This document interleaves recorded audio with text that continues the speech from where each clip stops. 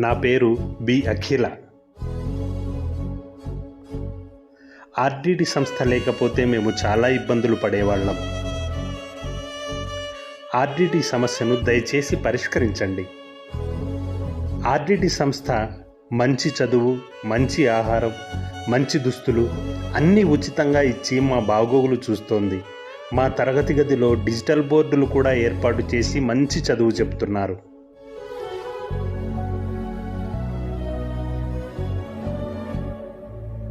మాది చాలా పేద కుటుంబం.